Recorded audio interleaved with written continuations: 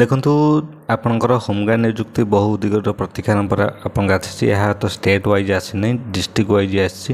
ଯେପରିକି ପ୍ରଥମ କଳାହାଣ୍ଡି ଆସିଥିଲା, ଏବେ ପୁରୀ ତରଫରୁ ଆସିଛି। ଯଦି ଆପଣ ପୁରୀର ପିଲା ହୋଇଥିବେ ବା ଯଦି ଆପଣ ଯେଉଁ ଡିଷ୍ଟ୍ରିକ୍ଟରେ ପିଲା ହେଇଥିବେ ଆପଣ ସେଇ ଡିଷ୍ଟ୍ରିକ୍ଟରେ ହିଁ ଆପ୍ଲାଏ କରିବେ। କ'ଣ କ'ଣ ଡିଟେଲ୍ସ ରହିଛି ମୁଁ ଆପଣଙ୍କୁ ପୁରା ଭିଡ଼ିଓରେ ଜଣାଇଦେବି। ଭିଡ଼ିଓକୁ ଶେଷ ପର୍ଯ୍ୟନ୍ତ ଦେଖନ୍ତୁ। ଭଲ ଲାଗୁଥିଲେ ନିଶ୍ଚିନ୍ତ ଲାଇକ୍ କରିବେ, ଚ୍ୟାନେଲକୁ ସବସ୍କ୍ରାଇବ୍ କରି ରଖନ୍ତୁ ଆଗାମୀ ଭିଡ଼ିଓମାନଙ୍କ ପାଇଁ।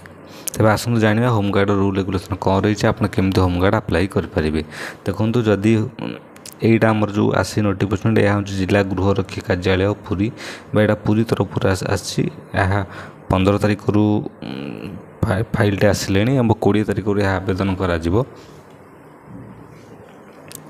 ଟୋଟାଲ୍ ପୋଷ୍ଟ ଅଛି ଏଥିରେ 82ଟି ପୋଷ୍ଟ ଅଛି। ଯେପରିକି ଆମର ହୋମଗାର୍ଡ଼ ଜେନେରାଲରେ 65ଟି ଅଛି, ପୁରୁଷଙ୍କ ପାଇଁ, ମହିଳାଙ୍କ ପାଇଁ 3ଟି। ହୋମଗାର୍ଡ଼ ମେରାଇନ୍ରେ 12ଟି ଅଛି ପୁରୁଷମାନଙ୍କ ପାଇଁ, ଏବଂ ହୋମଗାର୍ଡ଼ ଲାଇଫ୍ ଗାର୍ଡ଼ରେ 2ଟା ଅଛି। ଟୋଟାଲ୍ ଏପରି 82 ଅଛି। 82ଟି ଭ୍ୟାକେନ୍ସି ରହିଛି ପୁରୀ ଜିଲ୍ଲାରେ। ଯଦି ଆପଣଙ୍କର ପୁରୀ ପିଲା ହେଇଥିବେ ବା ପୁରୀ ଡିଷ୍ଟ୍ରିକ୍ଟର କୌଣସି ଜାଗାରୁ ଯଦି ଆପଣ ହେଇଥିବେ ତାହେଲେ ଆପଣ ଏଇଟାକୁ ଆପ୍ଲାଏ କରିପାରିବେ। ତାହେଲେ ଯୋଗ୍ୟତା କ'ଣ ରହିଛି, ଯେପରି ଯୋଗ୍ୟତା ଆପଣମାନଙ୍କୁ ଦେଖାଇ ଦେଉଛି। ଆବେଦନକାରୀମାନେ ପୁରୀ ଜିଲ୍ଲାର ଯେକୌଣସି ଅଞ୍ଚଳର ହୋଇଥିବା ଆବଶ୍ୟକ, ଏବଂ ଆବେଦନକାରୀମାନେ ଓଡ଼ିଆ ଭାଷାରେ କହିବା, ପଢ଼ିବା, ଲେଖିବା ଓ ଜାଣିଥିବା ଆବଶ୍ୟକ। ଆବେଦନକାରୀ କୌଣସି ଫୌଜଦାରୀ ବା ମକଦ୍ଦମାରେ ସମ୍ପୃକ୍ତ ନଥିବେ, ଏବଂ ଆବେଦନକାରୀ ସୁସ୍ଥ ସବଳ ହୋଇଥିବେ ଏବଂ ଶାରୀରିକରେ ବିକଳାଙ୍ଗ ହୋଇନଥିବେ, ଯେପରି ଶାରୀରିକ ଡିଜାବିଲିଟି କୌଣସି ହୋଇନଥିବ। ଯଦି ଆମେ ବୟସ ସୀମା କଥା ଦେଖିବା, ଆବେଦନକାରୀଙ୍କ ବୟସ 1/1/2025କୁ 20 ବର୍ଷରୁ 60 ବର୍ଷ ଭିତରେ ହୋଇଥିବା ଆବଶ୍ୟକ। ମାନେ ଯଦି ଆପଣଙ୍କୁ ମିନିମମ୍ 20 ବର୍ଷ ଏବଂ ମ୍ୟାକ୍ସିମମ୍ 60 ବର୍ଷ ହେଉଛି, ତାହେଲେ ଆପଣ ତା ଭିତରେ ଆପ୍ଲାଏ କରିପାରିବେ। କ୍ୱାଲିଫିକେସନ୍ କଥା କହିବା, ଯଦି ଶିକ୍ଷାଗତ ଯୋଗ୍ୟତା ଏଥିରେ ମାତ୍ର 5ମ ପାସ୍ ରଖାଯାଇଛି। ତା ଉପରକୁ ଆପଣ ଯାହା ପଢ଼ିଥିଲେ ଆପଣ ଆପ୍ଲାଏ କରିପାରିବେ।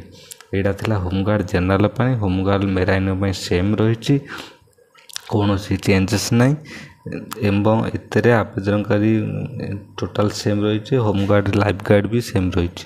ଇଏ ଥିଲା ଆପଣଙ୍କର କ୍ୱାଲିଫିକେସନ୍, ଯୋଗ୍ୟତା, ବୟସ ସୀମା ଆପଣମାନଙ୍କୁ ଜଣାଇଦେଲି। ଏହା କେବେ ଆପ୍ଲାଏ କରାଯିବ, କେମିତି ଆପ୍ଲାଏ କରାଯିବ ଆସନ୍ତୁ ଦେଖିବା। ଯଦି ଆମେ ଆପ୍ଲାଏ କରିବାକୁ ଚାହୁଁଛେ, ତାହେଲେ ଆବେଦନକାରୀ ନିର୍ଦ୍ଧାରିତ ଫର୍ମ ଏ କହିଲେ ଆମର ଏଇଟା ଯେଉଁ ତଳେ ଦିଆଯାଇଛି ଏଇ ଫର୍ମଟି, ମୁଁ ଆପଣଙ୍କୁ ଏଇଟା ଲିଙ୍କ୍ ଦେଇଦେବି, ଆପଣ ଡାଉନଲୋଡ଼୍ କରିଦେବେ। ଏଇ ଫର୍ମଟି ଫିଲ୍ଅପ୍ କରି ନିର୍ଦ୍ଧାରିତ ସମୟରେ ଅଥବା 20/2/25 ତାରିଖଠାରୁ 3/3/25, ମାନେ ଆଗାମୀ 20 ତାରିଖ ବା ଆମର ପରଦିନ ଠାରୁ କାଲିଠାରୁ ମାର୍ଚ୍ଚ 3 ତାରିଖ ଭିତରେ ଆପଣ ଏଇ ଫର୍ମଟି ଫିଲ୍ଅପ୍ କରିକି ନେଇ ଆପଣ ଜିଲ୍ଲା ଆରକ୍ଷ ହୋମଗାର୍ଡ଼ କମାଣ୍ଡେଣ୍ଟ ଆପଣଙ୍କର ଯେଉଁ ପୁରୀରେ ଅଛି ସେଠାରେ ଆପଣ ସେଠି ଡିପୋଜିଟ୍ କରିପାରିବେ। ଏବଂ ଆବେଦନକାରୀମାନେ driving, computer, electrician, mechanical, cook ଏବଂ ଲଣ୍ଡ୍ରି, ଯଦି ହେୟାର କଟିଂର ଅଭିଜ୍ଞତା ରହିଛି ତାହେଲେ ଆପଣମାନଙ୍କୁ ଅଗ୍ରାଧିକାର ଦିଆଯିବ। ତା'ର ମାନେ ହେଲା, ଯଦି ଆପଣ ଏହା ଭିତରୁ ଯେକୌଣସି ସ୍କିଲ୍ ଜାଣିଛନ୍ତି ତାହେଲେ ଆପଣଙ୍କୁ ପ୍ରଥମ ପ୍ରାଧାନ୍ୟ ଦିଆଯିବ ଯେ ଚାକିରି ପାଇଁ। ଏବଂ ଯେଉଁ ଆବେଦନକାରୀ ଉକ୍ତ ଗୃହରକ୍ଷୀ ପଦବୀ ନିମନ୍ତେ ନିଜର ଆବଶ୍ୟକ ଯୋଗ୍ୟ ପ୍ରମାଣ କରିବାରେ ବିଫଳ ହେବେ, ସେମାନଙ୍କୁ ଅଯୋଗ୍ୟ ବିବେଚିତ କରାଯିବ।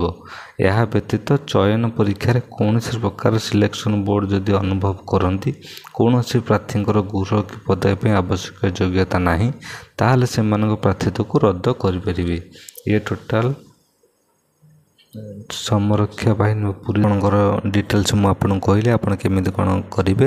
ଏ ଫର୍ମଟି ଲିଙ୍କରେ ଲଗାଇ ଦେଉଛି। ଏ ଫର୍ମ ଏଇଠି ବାହାର କରିଦେବେ, ମୋ ଟୋଟାଲ୍ ଏଇଠି ଫିଲ୍ଅପ୍ କରିଦେବେ। ଯେପରିକି ପ୍ରଥମ name, full address, telephone number, date of birth, place of birth, occupation, education degree, ଏବଂ ଏଇଠି ଫାଦର ନେମ୍, ଯଦି ଆପଣଙ୍କ ଫାଦରଙ୍କ ଡିଟେଲ୍ସ ଏଠି ସବୁ ଲେଖି ଦେଇକି ଏଇଟାକୁ ସିଗ୍ନେଚର୍ ମାରିଦେବେ। ସିଗ୍ନେଚର୍ ମାରି ସାରିଲା ପରେ ଆପଣଙ୍କ ଡିକ୍ଲେୟାର କରିକି ଆପଣ ଏଇଟାକୁ ନେଇକି ଆପଣ ଜିଲ୍ଲା ଆରକ୍ଷୀ କମାଣ୍ଡେଣ୍ଟ ହୋମଗାର୍ଡ଼ ବା SP ଅଫିସରେ ଆପଣ ଏଇଟା ଡିପୋଜିଟ୍ କରିପାରିବେ। ଇଏ ଥିଲା ଟୋଟାଲ୍ ଅପଡ଼େଟ୍ଟି ହୋମଗାର୍ଡ଼ ଉପରେ। ଯଦି କୌଣସି ପ୍ରୋବ୍ଲେମ୍ ଥାଏ ନିଶ୍ଚିତ ଭାବରେ କମେଣ୍ଟ କରନ୍ତୁ। ଭିଡ଼ିଓ ଭଲ ଲାଗିଥିଲେ ନିଶ୍ଚୟ ଲାଇକ୍ କରିବେ, ବେଲ୍ ଆଇକନ୍କୁ ନିଶ୍ଚିନ୍ତ ଦେବା ତ ଆଗାମୀ ଭିଡ଼ିଓ ପାଇଁ ଯେପରିକି ସର୍ବପ୍ରଥମ ନୋଟିଫିକେସନ୍ ଆପଣଙ୍କ ପାଖରେ ପହଞ୍ଚି ପାରିବ। ଧନ୍ୟବାଦ।